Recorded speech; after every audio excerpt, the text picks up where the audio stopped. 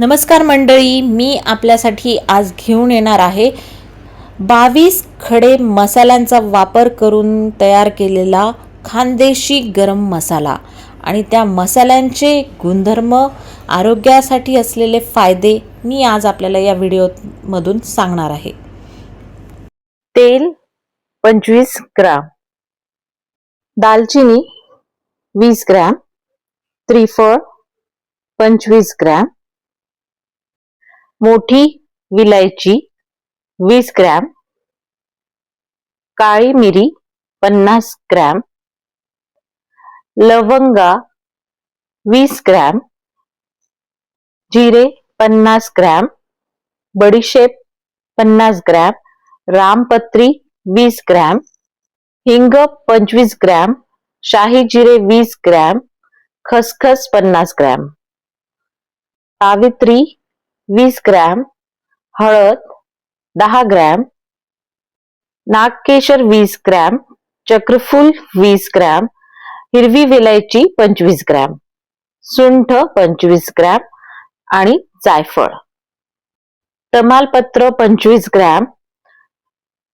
खोबरं 250 ग्राम, दगडफूल 25 ग्राम आणि धने 250 ग्राम. या सर्व मसाल्यांचे प्रमाण मी डिस्क्रिप्शन बॉक्स मध्ये दिलेले आहे. आज आपण पाहणार आहोत 22 खडे मसाले वापरून गरम मसाला कशा पद्धतीने तयार करायचा आहे. नमस्कार. तर आज आपण पाहणार आहोत खानदेशी गरम मसाल्यांची रेसिपी. या व्हिडिओत आपण फक्त मसाल्याचीच रेसिपी पाहणार नाही आहोत, तर प्रत्येक मसाल्याची नावे आणि गुणधर्म सुद्धा आपण जाणून घेणार आहोत. तर हा व्हिडिओ स्किप न करता पूर्ण बघा, कारण मसाला करताना प्रमाण खूप महत्त्वाचे असते. तेव्हाच तुमचा मसाला परफेक्ट बनतो आणि त्या बनवलेल्या मसाल्याचे पदार्थ सर्वजण एकदम आवडीने खाऊन त्याची तारीफ केल्याशिवाय राहू शकत नाही. तर या प्रकारचे 22 खडे मसाले वापरून वर्षभराचा गरम मसाला आपण बनवणार आहोत. मसाले भाजताना शक्यतो जाड बुडाची कढई वापरावी. कढई चांगली तापली म्हणजे त्यामध्ये थोडे तेल टाकून सर्वप्रथम धने भाजून घ्यावे. मसाला भाजताना तो पूर्णपणे 100% भाजू नये, कारण तो मिक्सरमध्ये बारीक करताना करपू शकतो. म्हणून मसाला 70% ते 80%च भाजावा. मसाला भाजताना त्यामध्ये तेल का टाकावे, तर मसाल्यांमध्ये सुद्धा तेल असते, ज्याला आपण ॲरोमॅटिक ऑइल असं सुद्धा म्हणतो. जर आपण बिना तेल टाकता मसाला भाजला तर तो तेल सोडतो आणि मसाल्यातील तेल उडून जाते आणि मग मसाल्याच्या नावाखाली फक्त कोरडा चोथाच राहतो. मसाल्यातील सर्वात महत्त्वाचा पदार्थ म्हणजे धने. याला इंग्रजीत आपण कॉरिंडर सीड्स असं म्हणत असतो. मसाल्यात सर्वात जास्त प्रमाण हे धन्याचेच असते. या मसाल्याच्या पदार्थामुळे भाजी आमटीला घट्टपणा, चव आणि सुगंध येतो. तसेच धन्याचे अनेक औषधी उपयोगसुद्धा असतात. धन्यांमध्ये बऱ्याचदा काड्या असतात, त्यामुळे धणे स्वच्छ करूनच भाजावे. आपले धणे व्यवस्थित भाजून झालेले आहेत. आता हे काढून कढईत पुन्हा थोडे तेल टाकून त्यामध्ये तमालपत्र किंवा त्याला आपण तेजपत्ता असं सुद्धा म्हणतो, ते टाकून भाजून घेणे. प्रत्येक घरात हा मसाल्याचा पदार्थ तुम्हाला नक्कीच सापडेल. कोणत्याही पदार्थात तेजपत्त्याचा तडका लावला की त्याचा जो सुगंध आणि स्वाद असतो, त्या पदार्थाच्या सुगंध आणि स्वादाला चार चांद लागतात. स्पेशली बिर्याणी आणि काही नॉनव्हेज पदार्थ. यामध्ये औषधी गुणसुद्धा असतात. भाजण्यापूर्वी त्यांना स्वच्छ करून कैचीने कापून त्यांचे देठ काढून भाजून घेणे. आता आपला तमालपत्र भाजून झालेले आहे. आता ते काढून कढईमध्ये पुन्हा थोडे तेल टाकायचे आहे आणि त्यामध्ये दालचिनी आपण भाजून घेऊयात. दालचिनी ही झाडांच्या खोडाच्या आतील सालीची पुंगळी असते. इंग्रजीत दालचिनीला सिनेमन म्हणतात. दालचिनीची चव ही काहीशी तिखट गोड असते. ती फक्त पदार्थांची चव वाढवत नाही, तर ती आरोग्यासाठी सुद्धा वरदान आहे. मसाले भाजण्यावरच मसाल्याची चव अवलंबून असते. म्हणून सुरुवातीला सांगितल्याप्रमाणे मसाले भाजणे आवश्यक आहे. आपली दालचिनी भाजून झालेली आहे ती काढून पुन्हा थोडे तेल टाकून त्यामध्ये काळी मिरी भाजून घेऊयात. काळी मिरीला मसाल्याचा राजा संबोधले जाते कारण ती आपल्या आरोग्यासाठी खूप फायदेशीर आहे. यात पेपरिन नावाचा जो घटक आहे हा घटक औषधी गुणांनी भरपूर असतो. शिवाय काळी मिरीमध्ये भरपूर खनिजे आहेत. काळ्या मिरीला इंग्रजीत ब्लॅक पेपर असे सुद्धा म्हटले जाते. आता आपली काळी मिरी भाजून झालेली आहे. आता पुन्हा कढईत थोडे तेल घालून आपण चक्रफूल भाजून घेणार आहोत. चक्रफूल याला बाजा असेही म्हटले जाते. इंग्रजी भाषेत स्टार अनाईस म्हणून याची ओळख आहे. चक्रफुलाचे आकार षटकोन आणि अष्टकोन ताऱ्यांसारखे दिसतात. चक्रफुलात calcium, phosphorus, vitamin A, vitamin C असे इतर फायदेशीर घटक पण आहे. हे चक्रफूल दिसायला जेवढे सुंदर असते तेवढे चवीला सुद्धा खूप छान असते. त्यांचा सुगंध सुद्धा खूप छान असतो. आता आपण हे काढून आता कढईत थोडे तेल घालून लवंग टाकून घेऊयात. लवंगांना इंग्रजीत क्लोव्स असे म्हटले जाते. अगदी पुरातन काळांपासून लवंगाचा वापर औषधांमध्ये केला जातो. लवंगांमध्ये प्रथिने, लोह, कार्बोहायड्रेट, कॅल्शियम आणि सोडियम ॲसिड असते. लवंगा अगदी मंद आचेवर भाजाव्यात. थोड्या फुगल्या की काढून घ्याव्यात. आता आपण पुन्हा कढईत थोडे तेल टाकून त्यामध्ये नागकेशर, ज्याला आपण नागेश्वर असेही म्हणतो, ते टाकून भाजून घेऊयात. त्याचा रंग काळसर असून आकार लवंगाप्रमाणे असतो. नागकेशर प्रकृतीने उष्ण असते. हे दातांच्या मजबूतीसाठी, रक्तशुद्धीकारक तसेच वजन कमी करण्यासाठी अतिशय उपयुक्त आहे. आता हे भाजून झालेले आहेत. आता पुन्हा थोडे तेल टाकून आता आपण रामपत्री भाजून घेऊयात. रामपत्री हा पदार्थ दिसण्यात जेवढा आकर्षक तेवढा गुणांनी सुद्धा परिपूर्ण आहे. हा खूप पौष्टिक आणि फायबरयुक्त पदार्थ आहे. पुन्हा तेल टाकून आता आपण जावित्री हा मसाल्याचा पदार्थ भाजून घेऊयात. जावित्रीला जायफळाची जुळी बहीण असे सुद्धा म्हटले जाते कारण जावित्री जायफळाचे वरचे कव्हर असते. जावित्रीला जायपत्री असेही म्हटले जाते. जावित्री ही प्रकृतीने गरम असते. जावित्रीमुळे खाण्याचा रंग आणि स्वाद तर वाढतच असतो आणि सोबत आपल्या आरोग्यासाठी सुद्धा ती फायदेशीर असते. जावित्रीमध्ये अँटी इन्फ्लॅमेटरी म्हणजे दाहक विरोधी आणि अँटी बॅक्टेरियल म्हणजे जीवाणू विरोधी गुणांनी ती युक्त असते. एक गोष्ट लक्षात ठेवा की मसाले भाजताना कमीत कमी तेलाचा वापर केला पाहिजे. जर का तुम्ही जास्त तेलामध्ये मसाले भाजले तर मसाले जुने झाले की त्यातून त्या तेलांचा वास येतो. पुढचा आपला पदार्थ आहे त्रिफळ. या ठिकाणी त्रिफळ हा प्रामुख्याने कोकणी आणि मालवणी पद्धतीच्या जेवणात वापरला जाणारा एक मसाल्याचा पदार्थ आहे. हे एका छोट्या फळाचे वाळलेले आवरण असते. हे दिसायला वाटाण्या एवढे आणि खडबडीत असते.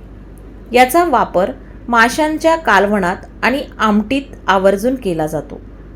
हे जिभेवर थोडीशी सुन्न करणारी याची चव असते आणि याला एक उग्र आणि असा छान असा सुगंध असतो.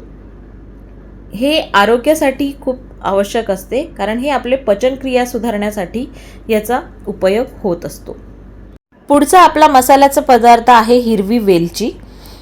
हा मसाल्यांच्या राणीचा मान मिळवलेला आणि भारतीय स्वयंपाकघरातील अत्यंत महत्त्वाचा सुगंधी पदार्थ आहे. गोड किंवा तिखट पदार्थांमध्ये आणि माउथ फ्रेशनर म्हणून वापरल्या जाणाऱ्या मसाल्यांची मध्ये हा वापरला जातो. याला वेलदोडा किंवा विलायची किंवा एला असंही म्हणतात. हा चवीला गोड असतो आणि थोडासा किंचित तिखट असा असतो. तसेच याचा आरोग्यासाठी फायदा असा आहे की अपचन, गॅस आणि ॲसिडिटीच्या समस्येवर वेलची ही अत्यंत गुणकारी असते. तसेच यामध्ये पोटॅशियम आणि मॅग्नेशियमचे प्रमाण असते. रक्तदाबाला नियंत्रित करण्यासाठी मदत करत असते. तसेच पुढचा आपला मसाल्याचा पदार्थ आहे जिरे. हा भारतीय स्वयंपाकघरातील एक अत्यंत महत्त्वाचा मसाल्याचा पदार्थ आहे. याला इंग्रजीत क्युमिन असे म्हणतात. जिऱ्यामुळे जेवणाला उत्तम चव आणि सुगंध येतो. तसेच हे पचनासाठी सुद्धा उत्तम मानले जाते. याच्यामुळे पचनक्रिया सुधारणे, वजन कमी करणे, रोगप्रतिकारक शक्ती वाढवणे तसेच रक्तातील साखर नियंत्रण करण्यासाठी सुद्धा जिऱ्यांचा वापर केला जातो. पुढचा आपला मसाल्याचा पदार्थ आहे बडीशेप, ज्याला आपण फेनल सीड्स असंही म्हणतो. हा भारतीय स्वयंपाकघरातील एक महत्त्वाचा मसाल्याचा पदार्थ आहे. याचा वापर जेवणाची चव आणि सुगंध वाढवण्यासाठी, तसेच मुखवास म्हणून आणि पचनाची समस्या दूर करण्यासाठी केला जातो. याचा आयुर्वेदिक उपयोग असा आहे की बडीशेप ही थंड प्रकृतीची मानली जाते. उन्हाळ्याच्या दिवसात बडीशेपचे पाणी किंवा सरबत प्यायल्याने शरीराची उष्णता कमी होत असते. आपला पुढचा मसाल्याचा पदार्थ आहे शाही जिरा. शाही जिरा हा एक अतिशय सुगंधी आणि शाही भारतीय मसाला आहे. दिसायला तो नेहमीच्या जिऱ्यासारखा पण अधिक गडद व आकाराने बारीक आणि लांबट असतो. याचा वापर प्रामुख्याने मुघलाई खाद्यपदार्थ जसं बिर्याणी आणि पुलावमध्ये खास चव आणि सुगंध आणण्यासाठी केला जातो. याचा आरोग्यासाठी फायदे असे आहेत की हा पचनक्रिया, तसेच यामध्ये विटॅमिन सी, ई, के आणि बी कॉम्प्लेक्स भरपूर प्रमाणात असतात. तसेच श्वसनक्रिया जसं की कफ आणि खोकल्यासारख्या त्रासांमध्ये सुद्धा हा फायदेशीर मानला जातो. स्वयंपाक करताना शाही जिरे नेहमी मंद आचेवर थोड्या तुपात किंवा तेलात परतावे, ज्यामुळे त्याचा शाही सुगंध आणि चव पदार्थात उत्तम प्रकारे उतरते. आपला पुढचा पदार्थ आहे पत्थर फूल, ज्याला आपण इंग्रजीमध्ये स्टोन फ्लॉवर असंही म्हणतो. हा भारतीय मसाल्यांचा एक महत्त्वाचा आणि सुगंधी घटक आहे. हे दगड खडकांवर किंवा झाडाच्या बुंध्यांवर नैसर्गिकरित्या वाढणारे एक लायकेन, ज्याला आपण बुरशी किंवा शैवाल यांचे मिश्रण आहे. हे दिसायला वाळलेल्या पानांसारखे आणि रंगाने राखाडी किंवा काळे असते. याचा वापर आपण पदार्थाला सुगंध आणि चव येण्यासाठी करून घेत असतो. तसेच आरोग्यासाठी सुद्धा हा उपयुक्त आहे. हा पचनक्रिया सुधारण्यास, तसंच पोट फुगणे किंवा गॅसच्या त्रासामध्ये आराम देते आणि कफ किंवा अस्थमासारख्या श्वसनाच्या समस्यांमध्ये सुद्धा याला उपयुक्त मानलं जातं. आपला पुढचा मसाल्याचा पदार्थ आहे मोठे वेलदोडे, ज्याला आपण ब्लॅक कार्डमॉम किंवा बडी इलायची असं सुद्धा म्हणतो. हा भारतीय स्वयंपाकघरातील एक महत्त्वाचा आणि खमंग सुवास असलेला मसाल्याचा पदार्थ आहे. हा आकाराने मोठा, तसंच गडद तपकिरी काळ्या रंगाचा असतो आणि त्याच्यावर उभ्या अशा सुरकुत्या असतात. याचा वापर खास करून गरम मसाला, बिर्याणी, पुलाव, मसाले भात किंवा मांसाहारी पदार्थांमध्ये सुद्धा ही प्रामुख्याने वापरली जाते. आरोग्यासाठी सुद्धा हा उपयुक्त आहे. हा पचनक्रिया सुधारण्यासाठी, तसंच हिरड्यांचे आरोग्य चांगले राहते. हृदय आणि सर्दी यांच्यासाठी सुद्धा हे उपयुक्त आहे. हा आपल्या शरीरातील विषारी घटकांना बाहेर टाकतो, तसंच सर्दी खोकल्यावर आणि रक्तदाब नियंत्रणात ठेवण्यास सुद्धा मदत करत असतो. पुढचा पदार्थ आहे हिंग. हा भारतातील स्वयंपाकघरातील एक अत्यंत महत्त्वाचा आणि सुगंधी मसाल्याचा पदार्थ आहे. हा फेरुला प्रजातीच्या वनस्पतींच्या मुळांपासून निघणारा चीक वाळून बनवला जातो. हिंगांमध्ये औषधी गुणधर्म मुबलक प्रमाणात असतात आणि तो अन्नाची सुद्धा चव वाढवत असतो. तसेच पचनक्रियेसाठी, तसेच हा अँटी इन्फ्लेमेटरी म्हणजे दाह कमी करणारा, अँटीव्हायरल गुणधर्मसुद्धा याच्यामध्ये असतात. तो आपल्याला सर्दी, पडसे तसेच खोकल्यावर सुद्धा आराम देत असतो. लहान मुलांच्या पोटामध्ये गॅस झाला असल्यास त्याच्या बेंबीभोवती हिंगाचा लेप लावतात. तसेच हिंगाने पायांच्या तळव्याला मालिश केल्याने सुद्धा ताप कमी होण्यास मदत होते. त्याच्यामध्ये बरेचसे असे आरोग्यदायी गुणधर्म असतात. आपला पुढचा पदार्थ आहे जायफळ, ज्याला आपण इंग्रजीमध्ये नटमेग असं सुद्धा म्हणतो. हा एक महत्त्वाचा भारतीय खडा मसाला आहे. यामध्ये उबदार, किंचित गोड आणि सुगंध अशी चव असते. याचा प्रामुख्याने वापर हा गरम मसाला, गोड पदार्थ जसं की खीर, हलवा आणि औषधांमध्ये सुद्धा केला जातो. याचे बरेचसे आरोग्यदायी आणि औषधी उपयोग आहे. पचनक्रिया सुधारण्यासाठी सुद्धा याची मदत होते. तसेच ज्यांना झोप लागत नसेल त्यांनी रात्री झोपण्यापूर्वी चिमूटभर जायफळाची पूड कोमट दुधात किंवा मधात मिसळून घेतल्यास शांत झोप लागते. तसेच सूज कमी करणारे गुणधर्म सुद्धा याच्यासाठी आहेत. संधिवात आणि स्नायूंच्या वेदनेसाठी जायफळाचे तेल किंवा लेप लावला जातो. आपला पुढचा मसाल्याचा पदार्थ आहे खसखस. ज्याला आपण इंग्रजीमध्ये पॉपी सीड्स असंही म्हणतो. ही अफूच्या वनस्पतीपासून मिळणारी एक तेलबी आहे. स्वयंपाकात मसाल्याच्या पदार्थांमध्ये याचा प्रामुख्याने वापर होतो. हे पदार्थ घट्ट करण्यासाठी, चव वाढवण्यासाठी आणि आरोग्यासाठी अत्यंत फायदेशीर मानले जाते. तसेच हे सुद्धा पचन सुधारण्यासाठी, आपले हाडे मजबूत करण्यासाठी, कारण खसखसमध्ये कॅल्शियम, फॉस्फरस आणि मॅग्नेशियमचे प्रमाण असते, जे हाडांच्या आरोग्यासाठी उत्तम असते. तसेच खसखस प्रकृतीने थंड असल्यामुळे ती मज्जासंस्थेला शांत करते आणि चांगली झोप लागण्यास सुद्धा मदत होत असते. आपला पुढचा मसाल्याचा पदार्थ आहे सुंठ.